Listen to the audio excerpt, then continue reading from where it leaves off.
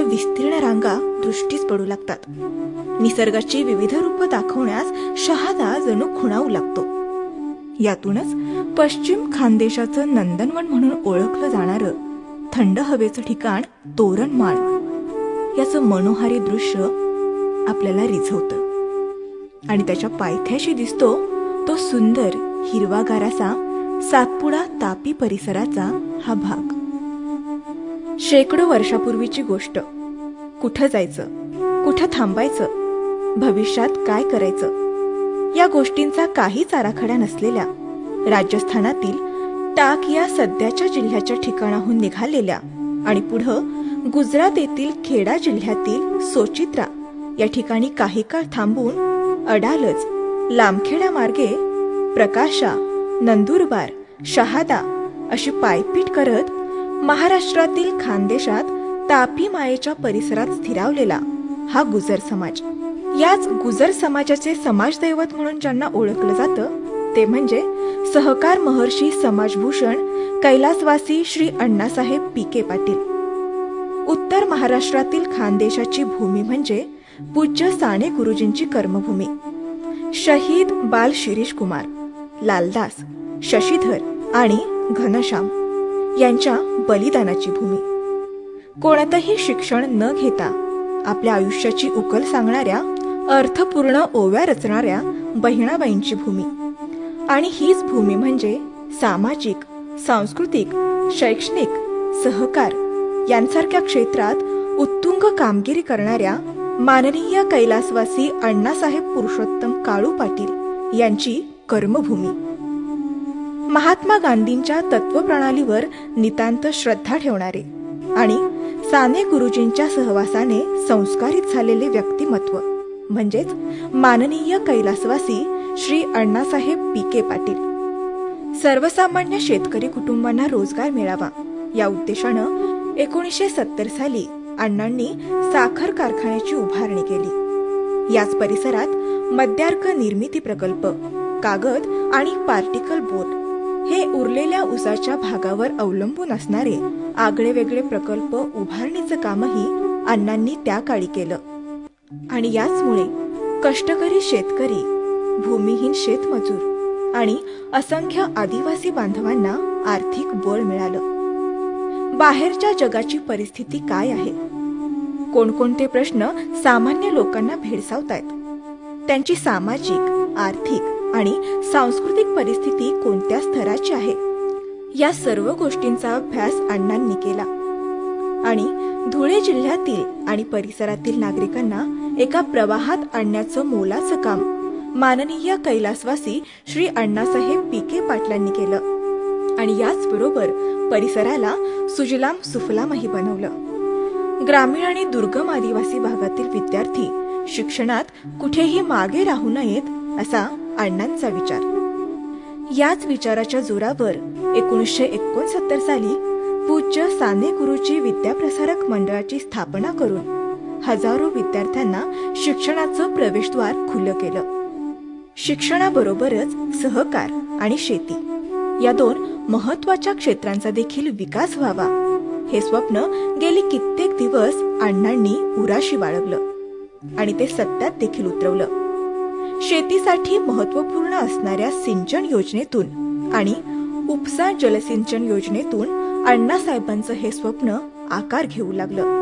या प्रकल्पामुळे शहादा आणि सिंदखेडा तालुक्यातील 60,776 एकर जमीन ओलिताखाली आली.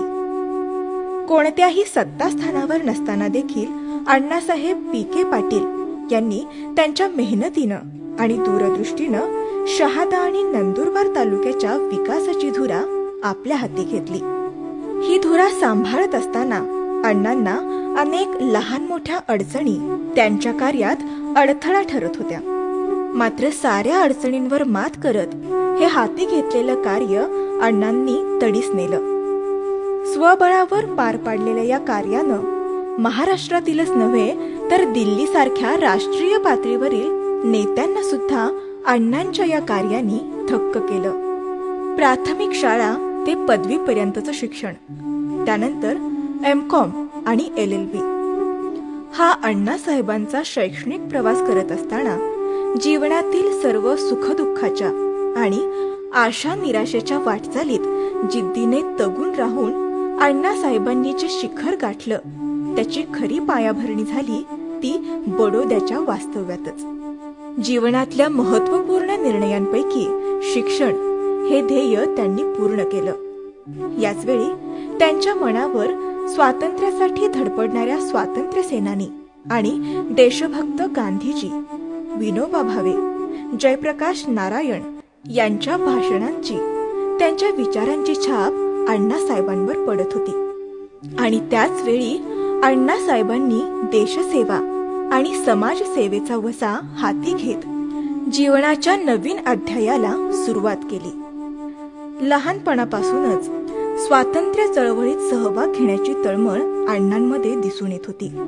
वयाच्या 19व्या वर्षी अण्णासाहेब 1942च्या स्वातंत्र्य संग्रामात सहभागी झाले, ज्यामध्ये बाल शिरीष कुमार आणि साथीदारही सहभागी झाले होते.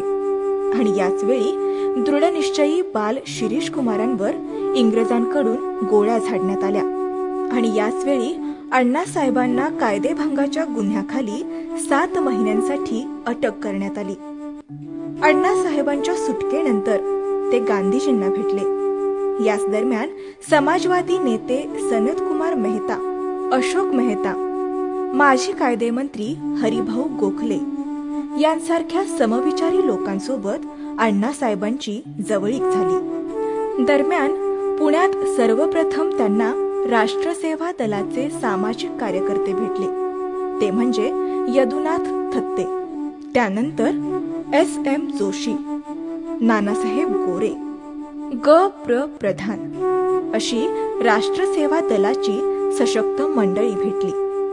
LLB पूर्ण झाल्यानंतर जवळजवळ 11 वर्षे नंदुरबारमध्ये वकिली सुरू केली. 90% खटले फुकट लढविले आणि इतर पैशात स्वतःचे दिवस काढले. वकिली व्यवसायानिमित्त ट्रिब्यूनच्या केस चालवण्यासाठी ते दिल्लीला गेले असता पंडित नेहरूंची भेट घेऊन स्वतंत्र आदिवासी समाजाची चर्चा केली. 1952 साली अण्णासाहेबांनी अखिल भारतीय गुजर महासभेचं अध्यक्षपद भूषवलं. 1954 साली लोणखेडा ग्रामपंचायतीची इमारत उभी केली. 1957-58 साली त्यांचा प्रत्यक्ष राजकारणाशी संबंध आला. 1960 साली ते धुळे जिल्हा काँग्रेस कमिटीचे सचिव झाले. 1962 मध्ये यशवंतराव चव्हाण, वसंतरावजी नाईक यांच्याशी त्यांचा जवळचा संबंध आला. याच वेळी अण्णासाहेबांनी अनेक धरणे बांधून 60,000 एकर शेती लागवडीखाली आणली. यावेळी महात्मा गांधींपासून ते विलासराव देशमुख, माजी खासदार प्रतापराव भोसले, मोरारजी देसाई, माजी पंतप्रधान चंद्रशेखरजी, शरद पवार, राजीव गांधी, सोनिया गांधी यांसारख्या दिग्गजांसोबत अण्णासाहेबांनी आपलं राजकारण आणि समाजकारण अगदी जिद्दीने आणि प्रामाणिकपणे पार पाडलं. माननीय कैलासवासी अण्णासाहेब पी.के. पाटील यांची महती संपता संपणार नाही. हा सर्व डोलारा सांभाळत असतानाच समाजसेवा आणि सहकार्याच्या माध्यमातून सर्वसामान्य माणसाबरोबरच गुजर समाजाचा सर्वतोपरी विकास व्हावा हे स्वप्न साकारण्यासाठी अहोरात्र झटणारे आपले लाडके नेते माननीय अण्णासाहेब पी.के. पाटील हे 18 सप्टेंबर 2014 रोजी वयाच्या 91व्या वर्षी ते आपल्यातून निघून गेले. पण त्यांच्या या कार्याचा ठसा असाच चिरंतन टिकून राहील. माननीय अण्णासाहेब पी.के. पाटील या उत्तुंग व्यक्तिमत्वाला केदारेश्वर प्रतिष्ठानकडून मानाचा मुजरा. अण्णा, वंदन तुम्हा करीतो, न मागता सगळे केले, प्रभू कृपा म्हणून तुम्ही आले, हे समजण्या बुद्धी व्हावी हीच विनंती करतो. अण्णा, वंदन तुम्हा करीतो.